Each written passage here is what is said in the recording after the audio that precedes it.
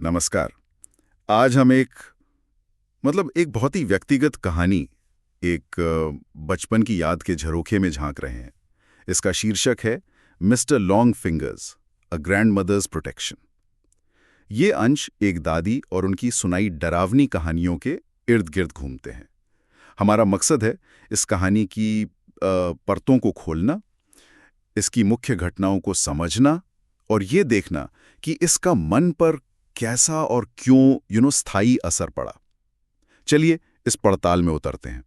जरूर। और ये कहानी हमें कई अहम पहलुओं पर सोचने को मजबूर करती है, जैसे परिवार के अंदर के रिश्ते, खास तौर पर दादी और पोते का वो स्नेह, और साथ ही माँ और दादी के बीच का वो छिपा हुआ तनाव भी है।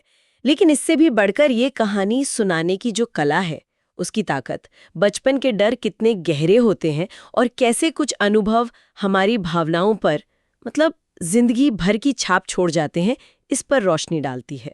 हम देखेंगे कि ये कथा कैसे गढ़ी गई है और इसके क्या कहते हैं मनोवैज्ञानिक धागे कहाँ तक जाते हैं। हाँ, तो कथावाचक की उम्र महज 10 साल थी जब कहानी का ये हिस्सा शुरू होता है।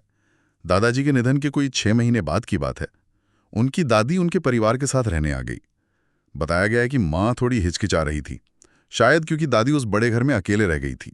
लेकिन कथावाचक के लिए तो ये खुशी की बात थी, बहुत ज्यादा। बिल्कुल।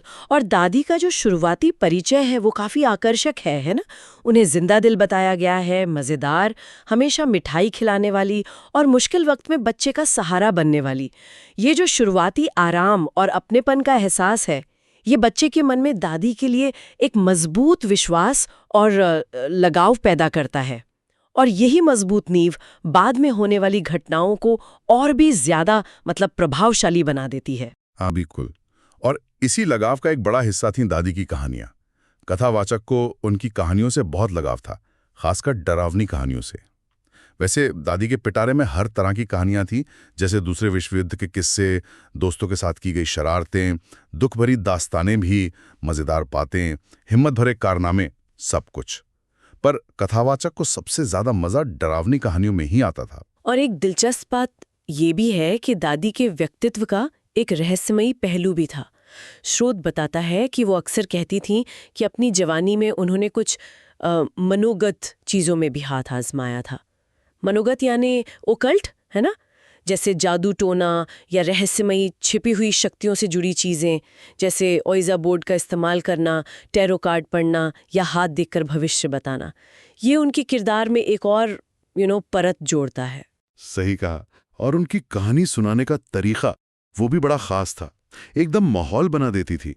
कमरे की बत्तियां बुझाकर सिर्फ रात की हल्की रोशनी में कथावाचक के बिल्कुल करीब आके बैठ जाती थी, इतने पास कि बच्चा उनकी झुर्रियां देख सके, उनकी सांसों में घुली टॉफी की मीठी महक महसूस कर सके और उनकी गहरी नीली आंखें सीधे उसकी आंखों में झांक रही हों। ये नजदीकी, ये माहौल कहानी के असर को कई गुना बढ़ा देता था। हाँ, ये कहानी सुनाने की जो रस्म है ना, ये अपने आप में बहुत मायने रखती है। ये सिर्फ माहौल बनाना नहीं है। इस तरह की अंतरंगता सुनने वाले को, खासकर एक बच्चे को, भावनात्मक रूप से कहानी के प्रति ज्यादा ग्रहणशील बना देती है। और डरावनी कहानियों का जो आकर्षण होता है वो अक्सर अनदेखे और अनजाने के डर और रोमांच के मिश्रण से पैदा होता है, और इस तरह सुनाए जाने पर उसका मनोवैज्ञानिक असर और भी गहरा हो सकता है। जाहिर है। ऐसे ही एक माहौल में एक रात दादी ने मिस्टर लॉन्ग फिंगर्स की कहानी छेड़ी। हुआ यूं कि कथावाचक ने बस ऐसे ही पूछ लिया कि दादी को नहाने में इतना वक्त क्यों लगता है, वो घंटों बाथरूम में रहती थी। तो इस पर दादी ने बड़े गंभीर लहजे में कहा कि उनके जैसे संवेदनशील लोगों के लिए नहाते वक्त ज्यादा देर आंखें बंद रखना खतरनाक हो सकता है, और इसीलिए वो कभी शावर नहीं लेती, हमेशा बाथटब इस्तेमाल करती हैं। ये संवेदनशील शब्द ये अपने आप में कहानी में रहस्य का पुट डाल देता है ना। और फिर आती है वो खतरे की शर्त कि शावर में 10 सेकंड से ज्यादा आंखें बंद नहीं रखनी है। ये नियम कहानी को और भी ज्यादा रहस्यमयी और पर्सनल बना देता है। बिल्कुल। और दादी ने इसे समझाने के लिए एक खेल का उदाहरण दिया, जैसे बच्चे खेलते हैं ना कि एक पीछे मुड़ता है तो बाकी चुपके से उसकी तरफ बढ़ते हैं। उन्होंने कहा, शावर में आंखें बंद करने पर मिस्टर लॉन्ग फिंगर्स के साथ भी कुछ ऐसा ही होता है। जब कथावाचक ने पूछा, मिस्टर लॉन्ग फिंगर्स कौन है, तो दादी ने फुसफुसाकर एकदम राजदारी से बताया, कोई ठीक से नहीं जानता, कुछ लोग मानते हैं कि वो एक अजीब प्राणी है जो बाथरूम की गर्मी और गंध से खींचा चला आता है। कुछ का मानना है कि वो एक शैतान है जो घने भाप के बादलों के रास्ते हमारी दुनिया में आ जाता है। और सबसे डरावनी बात ये थी कि दादी के मुताबिक जिन्होंने उसे देखा वो कभी ये बताने के लिए जिंदा नहीं बचे। उफ, यहाँ हमें एक जानी पहचानी मतलब क्लासिक अर्बन लेजेंड या भूत की कहानी के सारे तत्व मिलते हैं। उसका रहस्यमय मूल कोई नहीं जानता, इंद्रियों पर असर करने वाले विवरण जैसे आगे आने वाली वो थपथपाहट, पालन करने के लिए खास नियम और नियम तोड़ने के भयानक नतीजे। ये कहानी बड़ी चतुराई से मतलब तैयार की गई लगती है। सही कहा। दादी ने नियम और साफ किए।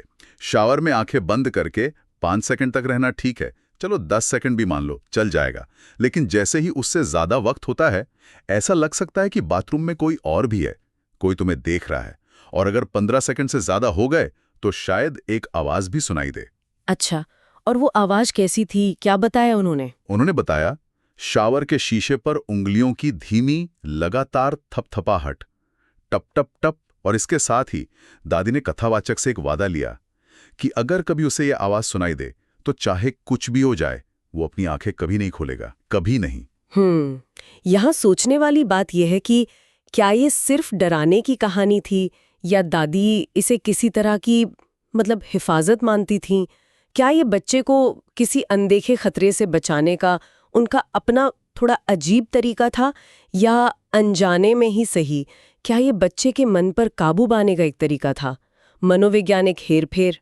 कहानी इस सवाल को हमारे लिए एक तरह से खुला छोड़ देती है।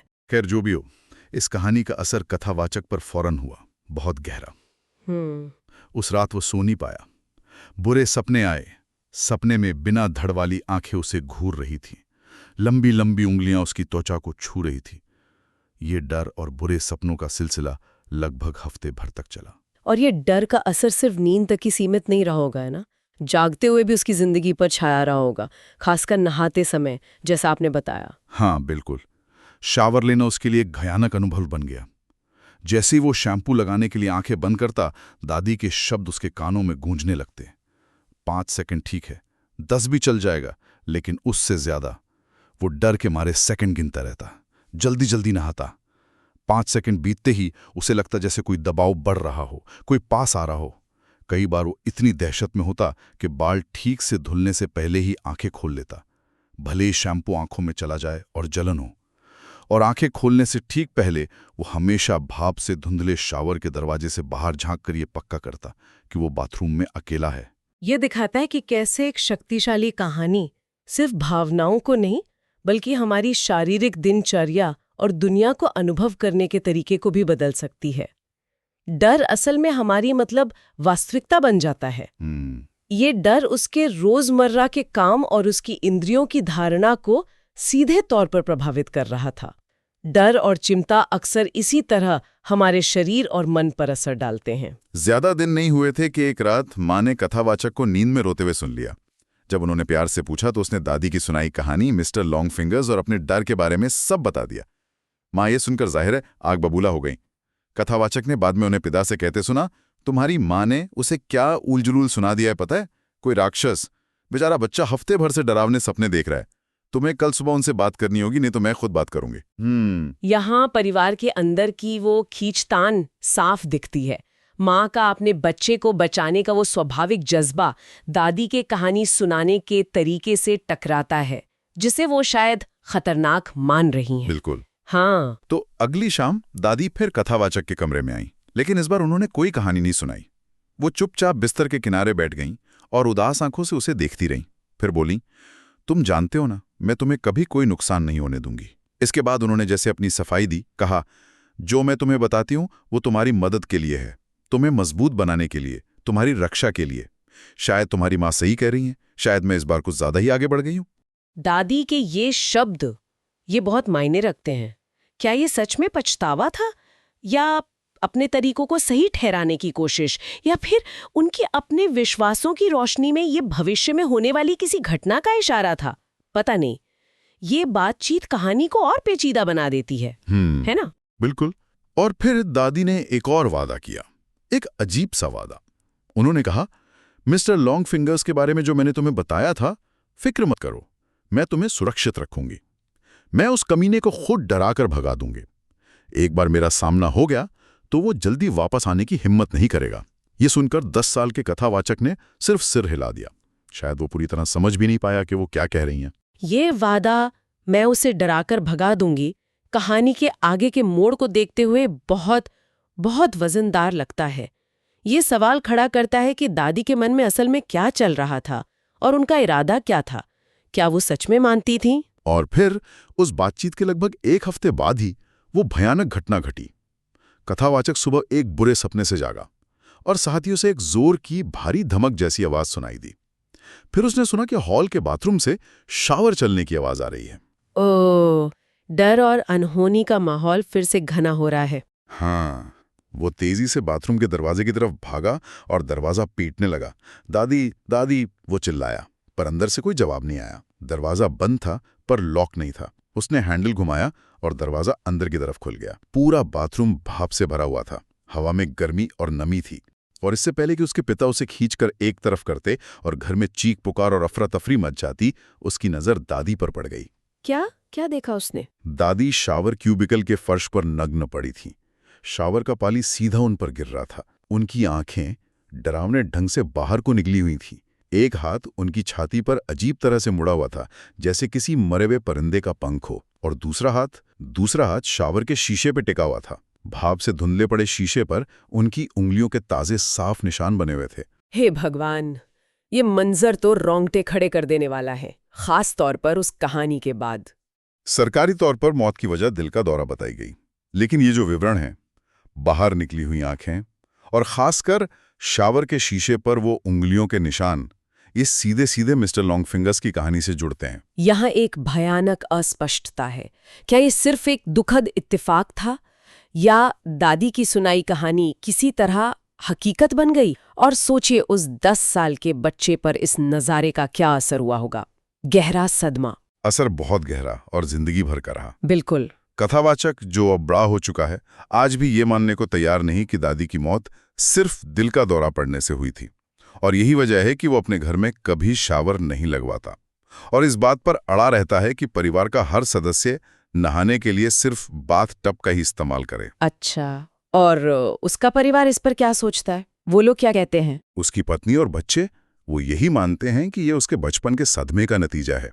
मतलब दादी को उस भयानक हालत में देखने का गहरा आघात। वो उसकी बात मान लेते हैं, उसकी इच्छा का सम्मान करते हैं, लेकिन स्रोत के अनुसार वो उसकी जिद की असली वजह को पूरी तरह समझ नहीं पाते हैं। और कथावाचक भी उन्हें कभी पूरी सच्चाई नहीं बताता, क्योंकि उसे डर है कि कोई उसकी बात पे यकीन नहीं करेगा। कौन करेगा? ये घटना की अनसुलझी पहेली, वो अलौकिक कहानी और मौत के क्रूर सच्चाई का जो घालमेल है ना, वो कथावाचक पर एक लंबे समय तक चलने वाला मनोवैज्ञानिक बोझ डालता है। वो जैसे एक राज का वजन उठाए जी रहा है। हाँ। यहाँ ये सवाल उठता है कि हमारा यकीन किस तरह डर, सदमे और अनसुलझे सवालों से बनता और बिगड़ता है। और एक आखिरी टुकड़ा है इस पहेली का जो कथावाचक के इस डर और यकीन को और मजबूत करता है। वो बताता है कि वो शावर से क्यों परहेज करता है। इसकी असली वजह सिर्फ दादी की लाश को देखना भर नहीं है। ओह, तो फिर क्या है? और क्या था? उस सुबह जब पैरामेडिक्स दादी के शव को नीचे ले जा चुके थे, कथावाचक चुपके से वापस उस बाथरूम में गया था, जो तब भी गर्म और भाप से भरा हुआ था।